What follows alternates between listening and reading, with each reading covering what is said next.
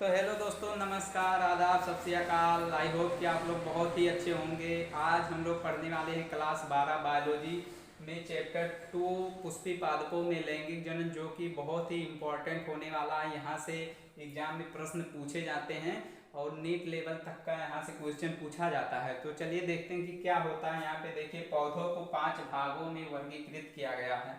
तो हमारा फर्स्ट क्या है, शैवाल, जिसे हम इंग्लिश में एल्गी बोलते हैं। तो शैवाल में जड़, तना, पत्ती, पुष्प एवं बीज ये सब नहीं पाया जाता है, लेकिन इनमें हरित लौक पाया जाता है, जिनकी वजह से इन्हें पादप जगत के अंतर्गत रखा गया है। हरित लौक पाने की वजह से इन्हें पादप प्राणी भी कहते हैं। तो चलिए हम क्या देखते हैं। दूसरा नंबर हमारा क्या है, ब्रायोफाइटा, जिसे इंग्लिश में भी ब्रायोफाइटा के नाम से ही जाना जाता है। इसमें जड़, तना, पत्ती, पुष्प एवं बीज ये सब नहीं पाए जाते हैं, लेकिन इनकी जैसी संरचना पाई जाती है, जिसे हम लोग थैलस बोलते हैं। ऑब्जेक्टिव में कई बार क्वेश्चन आ जाता है कि थैलस क्या होता है, तो वहाँ पे वो ऐसे दिया रहेगा। ऑब्जेक्टिव 4 क्वेश्चन दिए रहेंगे, उसमें से आपको ये बी सी डी करके दिया रहेगा, तो उसमें आप लोग थैलस, यहाँ पे ब्रायोफाइटा में जो जड़, तना, पत्ती, पुष्प एवं बीज है, इनकी जैसी संरचना पाने की वजह से इन्हें थैलस के नाम से जाना जाता है। इनकी संरचना को थैलस कहते हैं। यानी हमारा तीसरा नंबर क्या है, टेडोफाइटा, जिसे हम इंग्लिश में भी कहते हैं पेटेडोफाइटा। टेडोफाइटा में क्या होता है, जड़, तना, पत्ती नहीं पाई जाती है।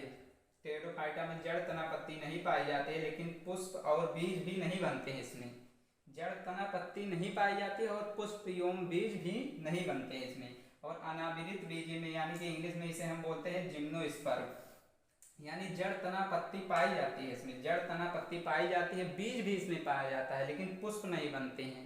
अनावृत बीजी में पुष्प नहीं बनते हैं, इसलिए इसको हम अनावृत बीजी कहते हैं। आवृत बीजे में हमारा इसमें जड़, तना, पत्ती, पुष्प एवं बीज सभी पाए जाते हैं। इसमें जड़, तना, पत्ती, पुष्प एवं बीज ये सभी पाए जाते हैं। ये हमारे एग्जाम के लिए बहुत ही इंपॉर्टेंट है। आगे हमें यही जिम्नोस्पर्म के बारे में पढ़ना है, जो कि बहुत ही इम्पोर्टेंट होने वाला है।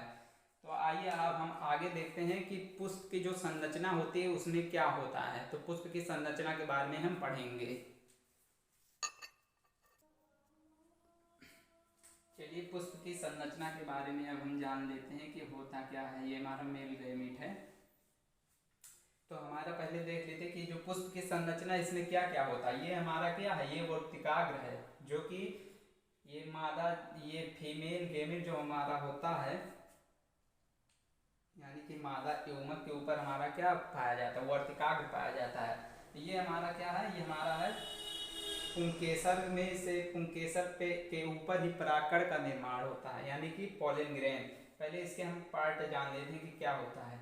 ये जो हमारा पार्ट है, ये पूरे हमारे पार्ट है ऊपर वाला, इसे हम बोलते हैं स्त्री केसर, जिसे कार्पल कहा जाता है। ये हमारा होता है वर्तिकाग्र, जिसे स्टिग्मा बोलते हैं। ये हमारा क्या होता है, परागकण, जिसे पोलन ग्रेन बोलते हैं। इसके बीच में ये जो रेखा है, इसे हम योस बोल देते हैं, यानी कि कनेक्टिव बोलते हैं। ये हमारा जो होता है, ये तंतु हमारा जो है पुंकेसर के नाम से जानते हैं इसे। इसका इंग्लिश में बोलते हैं स्टिमन। और ये हमारा क्या है, वर्तिका है, यानी कि स्टाइल है हमारा। ये अंडाशय है, यानी ओवरी है। ये बीच में जो हमारा है, ये अंडाशय है। ये जो ये उभरा हुआ संरचना दिखाई दे रहा है, ये हमारा दल है, यानी कि पेटल। ये हमारा जो पुष्प के नीचे वाला भाग देखते हैं, पत्तियों में जो नीचे वाला भाग रहता है, उसे बाह्य दल यानी सीपल के नाम से जानते हैं। और ये जो हमारा यहाँ पे कोशिका जो हमारा है अंडाशय के अंदर जो पाया जाता है, इसे हम बोलते हैं मादा युग्मक। इसी को हम बोलते हैं मादा युग्मक। यहाँ पे आके निषेचन होता है, और ये इस पूरे भाग को हम बीजांड बोलते हैं। चलिए देखते हैं कि क्या होता है। जब परागण एकदम से परिपक्व हो जाता है, परागण यानी कि पोलन ग्रेन एकदम से जब परिपक्व हो जाता है, तब किसी, जैसे वायु परागण हो गया, कीट परागण, या वायु एवं कीटों के द्वारा वर्तिकाग्र पे आकर, यहाँ पे आकर जब यहाँ से परिपक्व हो जाएगा, तो यहाँ से फट जाता है। जब यानी कि मक्खियों के द्वारा या कीटों के द्वारा जब यहाँ से वो आके वर्तिकाग्र पर बैठते हैं, तो वहाँ पे परागण के कुछ भाग यहाँ पे आ जाते हैं, जिससे यहाँ पर निषेचन हो जाता है। यानी कि ये रहा हमारा मादा युग्मक। पुष्प में यही हमारा मादा युग्मक, और ये हमारा क्या है, ये हमारा नर युग्मक है। ये हमारा नर युग्मक है और ये मादा युग्मक है।